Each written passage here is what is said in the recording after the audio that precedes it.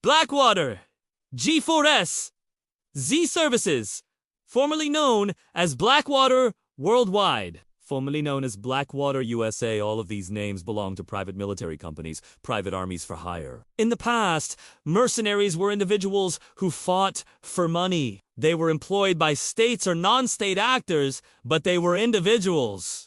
In modern times, mercenaries are still employed by states and non-state actors, but they operate under the banner of private military companies. These private military companies are for hire. They can be hired by anybody with money, any state or non-state actor with money. And what these private military companies do is they offer services ranging from training to logistics to actual fighting on the front lines. Private military companies have been used throughout history, but their use has increased in the past decade or so. The reason being that there is a demand for them. There are states and non-state actors who want to wage war.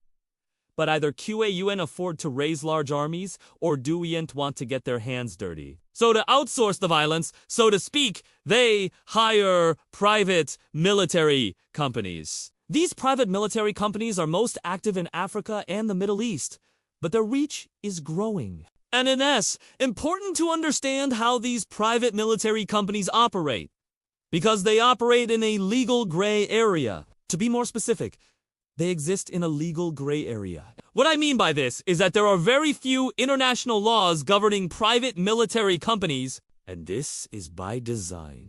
The people who lobbied for these laws to be passed, the private military company, are very powerful, and they're able to get around most regulations. For example, most countries have some form of regulation that requires all weapons to be registered, but private military companies don't really register their weapons. They just say that they're registered.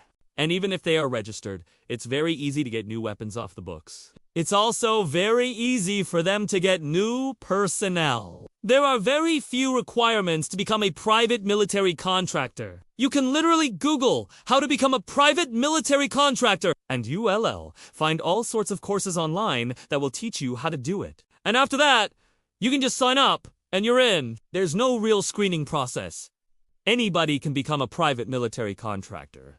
And once you're in, you can make a lot of money. Private military contractors make more money than regular soldiers. According to a report by the Small Arms Survey, private military contractors in Afghanistan made 10 times more money than U.S. soldiers. So, it's a very lucrative business. And the people who are hired by these private military companies are not always the best. I mean, you don't need to be the best to get hired, but you also don't need to be the best to get hired as a regular soldier. Private military companies take people from all walks of life.